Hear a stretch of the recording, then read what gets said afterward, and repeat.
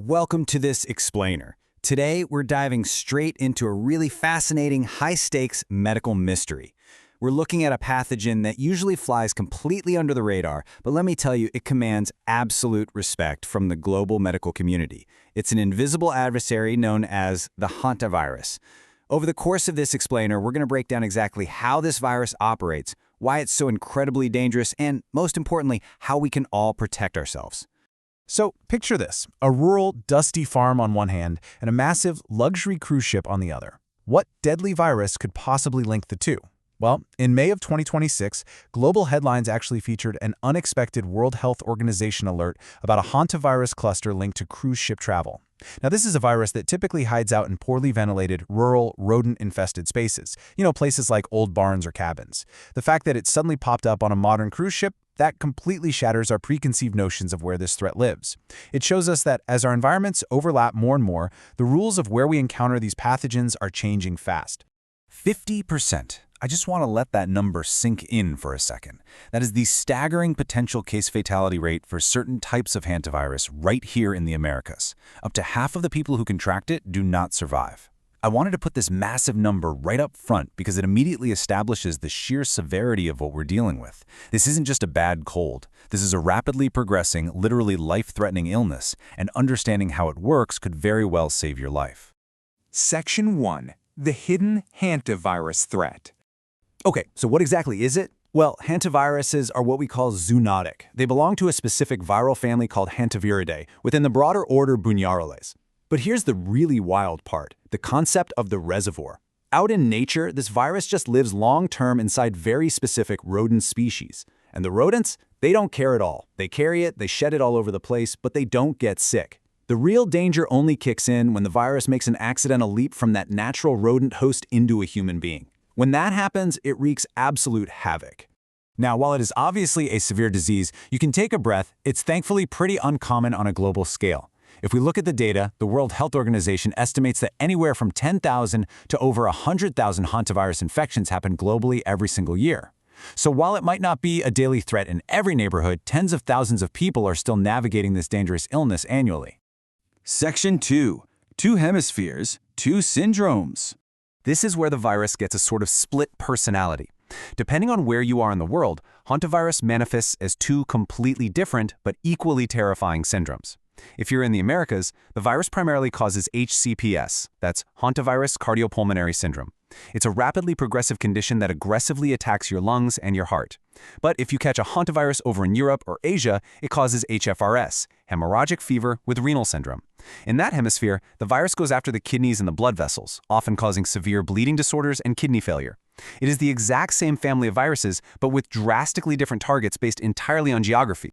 And the data backs up this geographic split perfectly. In East Asia, places like China and the Republic of Korea, and parts of Europe, they see many thousands of cases every year.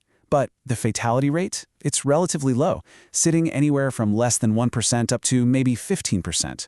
Now, flip over to the Americas, the US, Argentina, Brazil, Chile.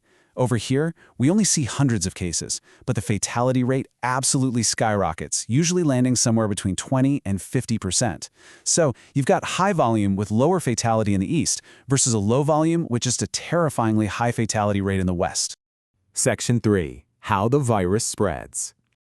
So how do you actually catch it? Well, the primary exposure risk comes straight from infected rodents. Transmission to humans almost always happens through contact with contaminated rodent urine, droppings, or saliva. I mean, occasionally it happens through a rodent bite, but that's super rare. The real danger is just in our normal daily activities. Doing farm work, forestry, sleeping in a cabin that happens to be infested, or, and this is a big one, simply cleaning out an enclosed, poorly ventilated space like an old shed or an attic. Doing that puts you right in the line of fire. You're unknowingly stepping directly into the virus's territory. But, of course, there's always an exception, right? And it's a major, alarming one. The Andes virus. Found mostly down in Argentina and Chile, the Andes virus is literally the only currently known hantavirus where we have documented human-to-human transmission. It's rare for sure, but the crucial takeaway is that transmission can occur between close, prolonged contacts, like intimate partners or people living in the same house. And it happens mostly during the early phase of the illness, right when the virus is most transmissible. Section 4.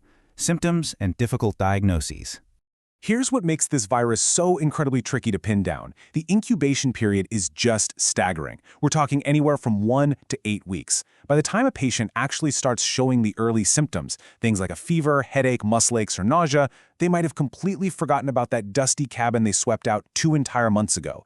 It makes tracing the illness back to that initial rodent exposure basically a guessing game. And once it hits the late phase, whether that's your lungs filling with fluid in HPCS or kidney failure in HFRS, the progression is terrifyingly fast. And to make matters worse, it is a master mimic. Those early symptoms, they look exactly like dozens of other illnesses. We're talking influenza, COVID-19, viral pneumonia, leptospirosis, dengue fever, even sepsis. Because of this, doctors really have to play detective, making a meticulous patient history absolutely essential. On top of that, confirming it in a lab means looking for specific antibodies or viral RNA using PCR tests. And because this bug is so dangerous, patient samples are treated as a major biohazard. They require maximum containment and a highly secure triple packaging system just to be moved around. All right, brace yourself for a harsh medical reality here. There is absolutely no license-specific antiviral cure, and there is no vaccine. None.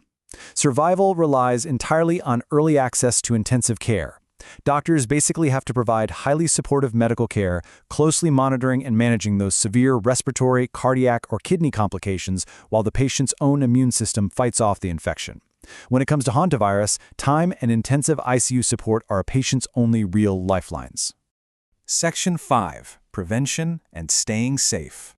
So how do we stop it? Let's talk defense. If you're cleaning a potentially infested area, your safety comes down to a strict sequence. Step 1, always ventilate the space first. Get some fresh air circulating.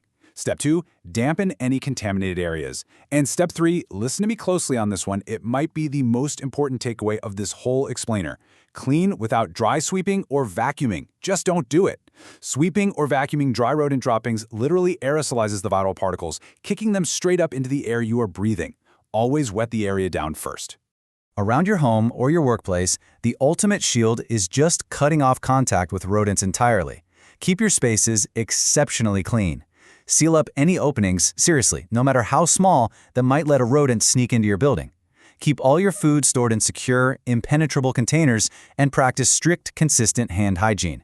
Because think about it, if the rodents can't get in and you aren't touching where they've been, the virus simply cannot reach you. Now, what about the folks on the front lines, our healthcare workers? Well, the World Health Organization reassures us that standard infection precautions are actually highly effective. Good hand hygiene, environmental cleaning, and safe handling of bodily fluids keep the risk of hospital transmission very low. Yes, even for the Andes virus.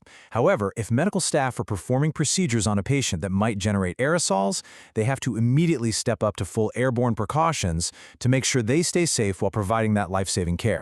So, what does this all mean for our future? As human and rodent habitats increasingly overlap, whether that's on rural farms or, as we've seen, modern cruise ships, how can we better prepare for the next zoonotic spillover? The World Health Organization champions what they call a One Health approach. It's basically a framework that acknowledges our human health is inextricably linked to the health of animal reservoirs and our shared environment. Because as long as we keep pushing into new habitats, viruses like the hantavirus are going to find new pathways to us. The real question is, will we be ready to stop them?